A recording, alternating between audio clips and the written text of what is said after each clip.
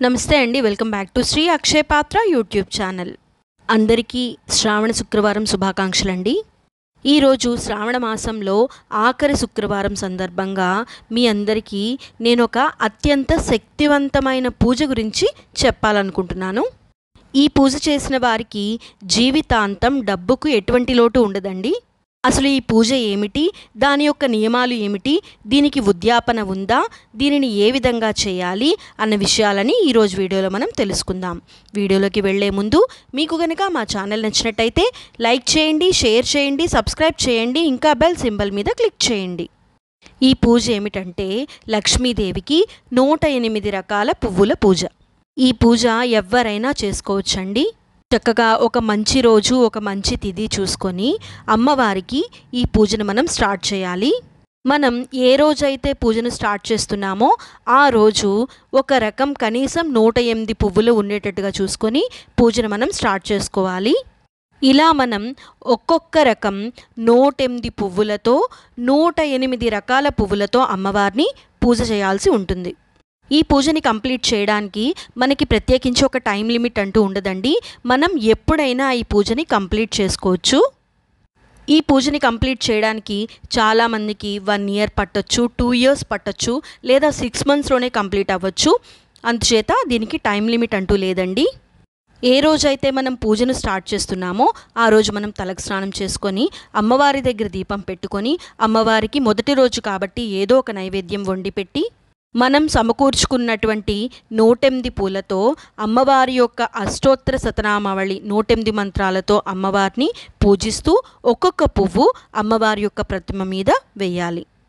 మొదటి రోజు కాబట్టి మనకు అందుబాటులో ఎన్ని రకాలుంటే అన్ని రకాలు 108 పూలతో పూజించడం చాలా మంచిదండి.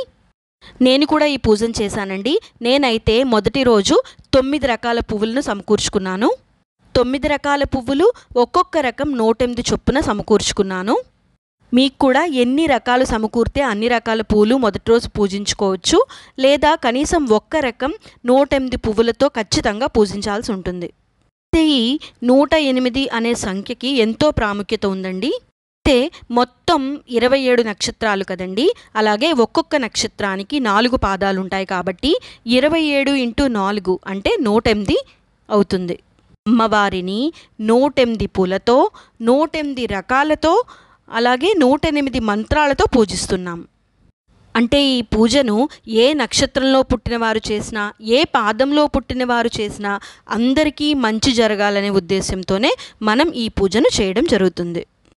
ఇలా మనం ఈ 108 రకాల పువ్వుల పూజ 108 మంత్రాలతో చేయడం వలన మనకున్న దోషాలన్నీ తొలగిపోయి అమ్మవారు మనకి సిరి సంపదలను ప్రసాదిస్తుంది. అయితే మొదటి రోజు మనకు సమకూరినన్ని రకాలతో మనం పూజ చేసుకోవాలి. మరుసటి రోజు మనం అమ్మవారిని పూజించడానికి 9 ఎర్ర మందారాలు దొరికాయి అనుకోండి, ఆ 9 ఎర్ర మందారాలతో అమ్మవారిని మనం పూజించుకోవచ్చు.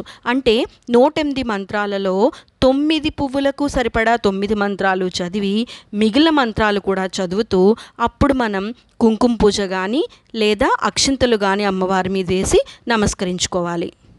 అయితే ఇక్కడ మనం మొదటి రోజు నుంచే ఓ డైరీని మెయింటైన్ చేసుకోవాలండి. ఇలా మెయింటైన్ చేయడం వల్ల మొదటి రోజు ఎన్ని రకాలు దొరికాయో రాసుకుంటాము, రెండవ రోజు ఎన్ని రకాల పూలు దొరికాయి, ఎన్ని దొరికాయి, ఇలాంటి ఇన్ఫర్మేషన్ అంతా ఈ డైరీలో మనం మెయింటైన్ చేసుకోవచ్చు. అలాగే అమ్మవారిని పూజించేటప్పుడు ఏ పువ్వుతో పూజ చేస్తున్నామో దాని యొక్క పేరు మనకి కంపల్సరిగా తెలియాలండి. పేరు తెలియని పువ్వులతో అమ్మవారిని పూజించకూడదు. అలాగే క్రోటన్స్ పువ్వులతో కూడా అమ్మవారిని పూజించకూడదు.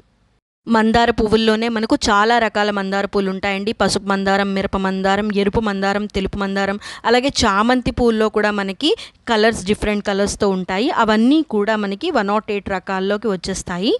ఏ రోజైతే మనం అమ్మవారికి ఈ పువ్వులతో పూజ చేద్దామనుకుంటున్నామో ఆ రోజు నాన్ వెజ్ తినేవాళ్ళైతే నాన్ వెజ్ తినకూడదండి. ఒకవేళ ఏదైనా ఒక రోజు సాయంత్రం పూట మనకి అనుకోకుండా కొన్ని పువ్వులు దొరికాయి అనుకోండి, అప్పుడు చక్కగా తలకు స్నానం చేసుకొని అమ్మవారికి ఆ పూలతో మనం పూజ చేసుకొని ఏ రకం పువ్వు పూజ చేసామో మనం నోట్ చేసుకోవాలి.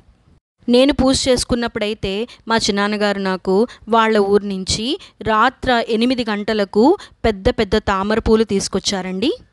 108 తామర పూలు తీసుకొచ్చారు. మరుసటి రోజుకి అవి ఉండవు గనక, రెక్కలు ఊడిపోతాయి కనుక అప్పటికప్పుడు తలకు స్నానం చేసుకొని అమ్మవారికి శ్రద్ధగా పూజ చేసుకున్నాను. ఈ పూజకి టైం లిమిట్ లేదు కాబట్టి ఈ పూజను చేస్తే చాలా మంచిదండి. 108 రకాలు మనకి సమకూరడానికి ఒకవేళ 3 ఏళ్ళు పట్టినా 4 ఏళ్ళు పట్టినా సరే ఆ పూజను కంప్లీట్ చేసినట్టయితే మనకు చాలా మంచిదండి. అయితే మనం అమ్మవారికి 107 రకాల పువ్వులతో పూజను చేసిన తర్వాత వెండి పూలతో పూజ చేసినట్లయితే 108 రకాలు కంప్లీట్ అయినట్టేనండి. అవకాశం ఉన్నవాళ్ళు బంగారు పువ్వులతో కూడా అమ్మవారిని పూజించుకోవచ్చండి. బంగారు పువ్వులు కూడా 108 ఉండాలి. అందరికీ అమ్మవారిని బంగారు పూలతో పూజించడం కుదరదు కాబట్టి గొబ్బి పూలు బంగారు పూలతో సమానమని పెద్దలు అంటూ ఉంటారు కాబట్టి అటువంటి గొబ్బి పూలతో మనం అమ్మవారిని పూజించినట్లయితే బంగారు పువ్వులతో పూజించినటువంటి ఫలితం దక్కుతుంది. అలాగే చాలామంది వెండి పూలకే బంగారు కోటింగ్ వేసి పూజ చేస్తూ ఉంటారండి. అవి ఖచ్చితంగా వెండి పూల లెక్కలోకే వస్తాయి కానీ బంగారు పూలు లెక్కలోకి రావు.